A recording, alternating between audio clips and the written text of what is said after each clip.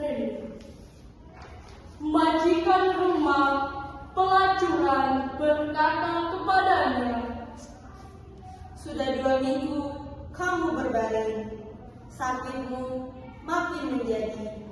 Kamu tak lagi hasilkan uang, malahan kepadaku kamu berhutang.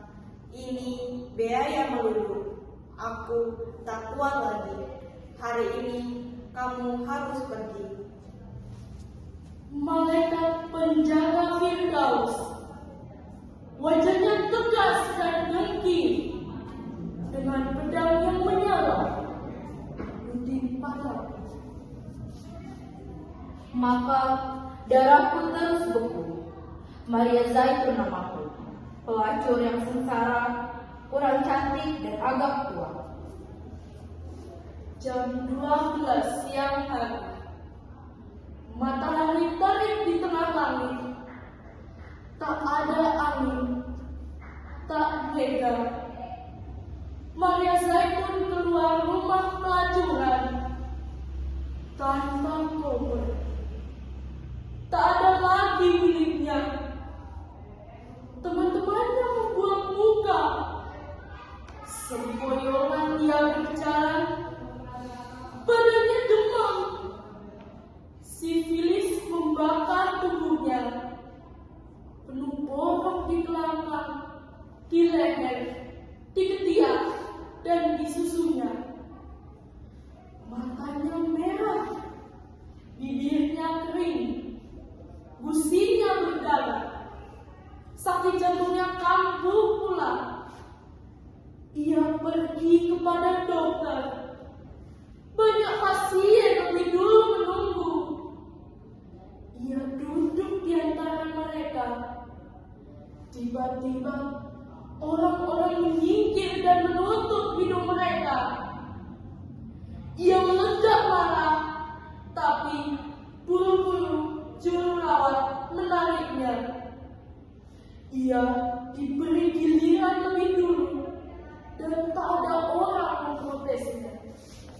"Maria Zaitun, utangmu sudah banyak padaku," kata dokter. Ya, Jawabnya. "Sekarang uangmu berapa?" tak ada. Dokter geleng kepala dan menyuruhnya telanjang. Ia kesakitan waktu membuka baju, sebab bajunya lekat di bawah ketiaknya. "Cukup," Kata dokter, dan ia tak jadi memeriksa. Lalu ia berbisik pada juru rawat. "Kasih ia injeksi vitamin C." Dengan kaget, juru rawat berbisik kembali. Vitamin C, dokter, paling tidak ia perlu sulfazan. "Untuk apa? Ia tak bisa bayar. Dan lagi sudah jelas ia hampir mati. Kenapa mesti dikasih obat mahal yang diimpor dari luar negeri?" Malaikat penjaga Firdaus, wajahnya iri dan dengki, dengan pedang yang menyala menuding kepadaku. Aku gemetar ketakutannya, hilang rasa, hilang pikirku. Maria Zaitun namaku, pelacur yang takut dan celaka. Jam 1 siang, matahari masih di puncak. Maria Zaitun berjalan tanpa sepatu, dan aspal jalan yang jelek mutunya lumer di bawah kakinya. Ia berjalan menuju gereja. Pintu gereja telah dikunci karena khawatir akan mencuri. Ia menuju pastoran dan menekan bel pintu. Koster keluar dan berkata, "Kamu mau apa? Pastor sedang makan siang dan ini bukan jam bicara." Maaf, saya sakit. Ini perlu. Koster meneliti tubuhnya yang kotor dan bau, lalu berkata, Asal tinggal di luar, kamu boleh tunggu. Aku lihat apa pastor mau terima kamu. Lalu Koster pergi menutup pintu. Ia menunggu sambil kelihatan dan kepanasan. Ada 1 jam baru pastor datang kepadanya. Setelah mengorek sisa makanan dari giginya, ia nyalakan cerutu lalu bertanya, Kamu perlu apa? bau anggur dari mulutnya, slognya dari kulit buaya. Maria Zaitun menjawab, mau mengaku dosa. Tapi ini bukan jam bicara. Ini waktu saya untuk berdoa. Saya mau mati. Kamu sakit. Ya, saya kena Raja Singa. Mendengar ini, pastor mundur 2 tingkat. Mukanya mungkar. Akhirnya, agak pede, ia kembali bersuara. Apa? Kamu kupu-kupu malam? Saya pelacur. Ya, Santo Petrus. Tapi kamu Katolik. ya. Santo Petrus. 3 detik tanpa suara. Matahari terus menyala. Lalu pastor kembali bersuara. Kamu telah tergoda dengan dosa. Tidak tergoda, tapi melulu berdosa. Kamu telah terbujuk setan. Tidak, saya terdesak kemiskinan dan gagal mencari kerja. Santo Petrus. Santo Petrus, Pater, dengarkan saya. Saya tak butuh tahu asal-usul dosa saya. Yang nyata, hidup saya sudah gagal. Jiwa saya kalut dan saya mau mati. Sekarang saya takut sekali. Saya perlu Tuhan atau apa saja untuk menemani saya. Dan muka pastor menjadi merah padam. Ia menuding Maria Zaitun. Kamu galak seperti macan betina. Barangkali kamu akan gila, tapi tak akan mati. Kamu tak perlu pastor, kamu perlu dokter jiwa. Malaikat penjaga Firdaus, wajahnya sombong dan dengki, dengan pedang yang menyala, menuding kepadaku. Aku lesu tak berdaya, tak bisa nangis, tak bisa bersuara. Maria Zaitun namaku, pelacur yang lapar dan dahaga. Jam 3 siang, matahari terus menyala, dan angin tetap tak ada. Maria Zaitun bersijikkan di atas jalan yang terbakar. Tiba-tiba, ketika nyebrang jalan, ia kepleset kotoran anjing. Ia tak jatuh, tapi darah keluar dari borok di kelangkangnya dan meleleh ke kakinya.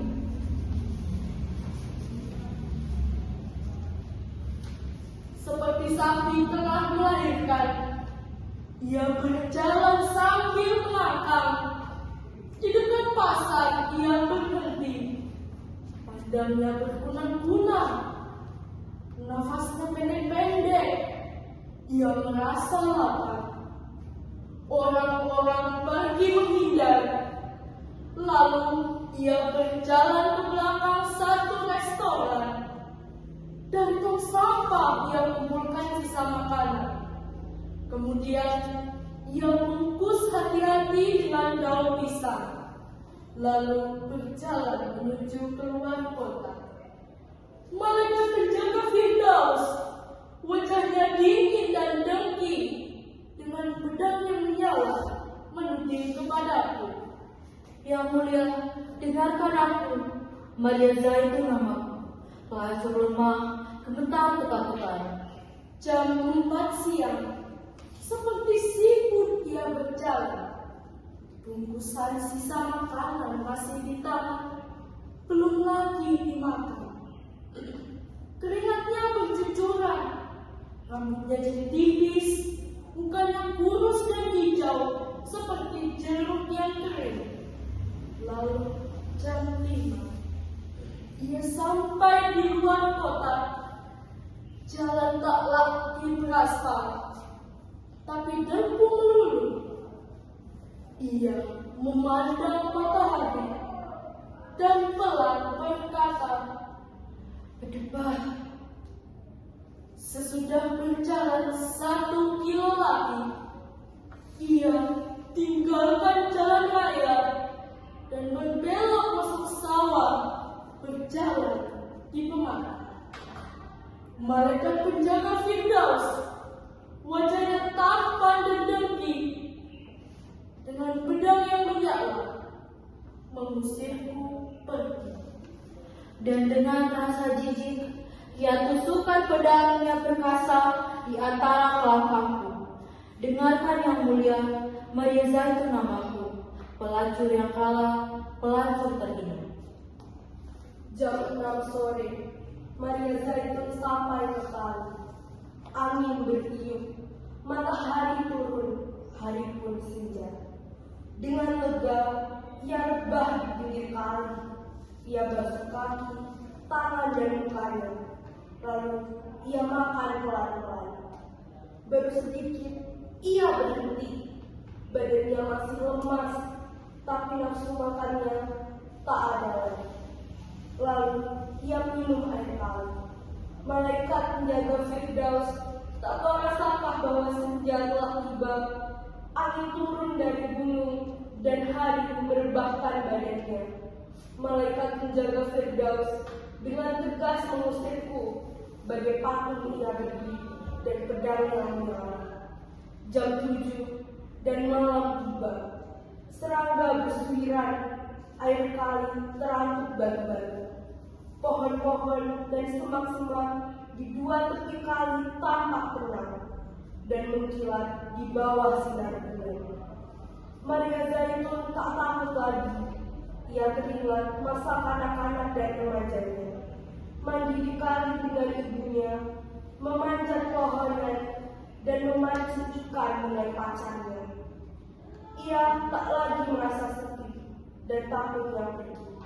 Ia merasa bertemu sobat lama.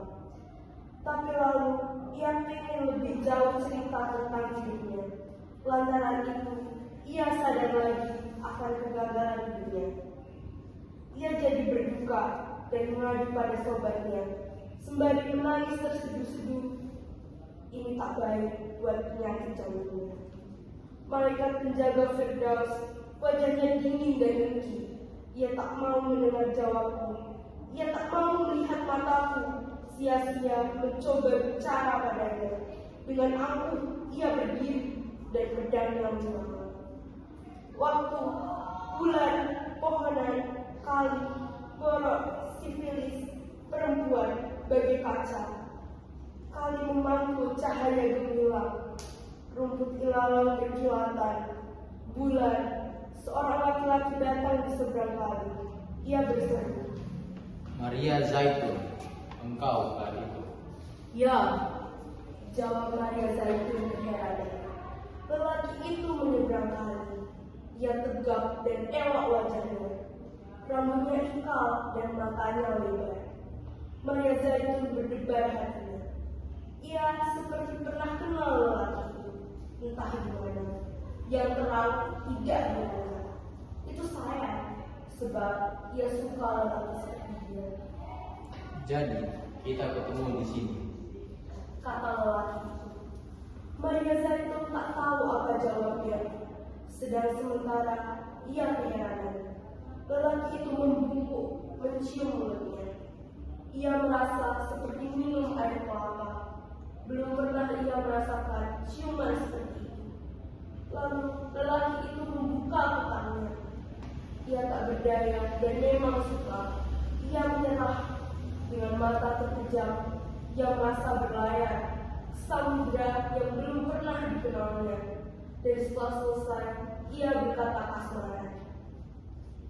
semula kusangka hanya mimpi, hanya impian, bahwa hal ini bisa kualami. Semula tak berani kuharapkan bahwa lelaki tampan seperti kau bakal lewat dalam hidupku.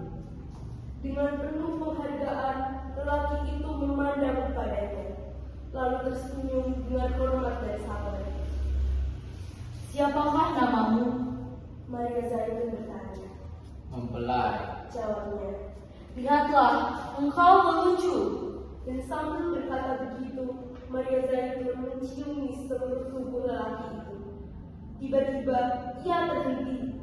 Ia jumpai bekas-bekas luka di tubuh pahlawannya, di lambung kiri, di dua tapak tangan, di dua tapak kaki.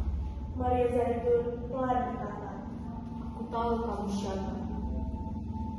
lalu menebak lelaki itu dengan pandang matanya.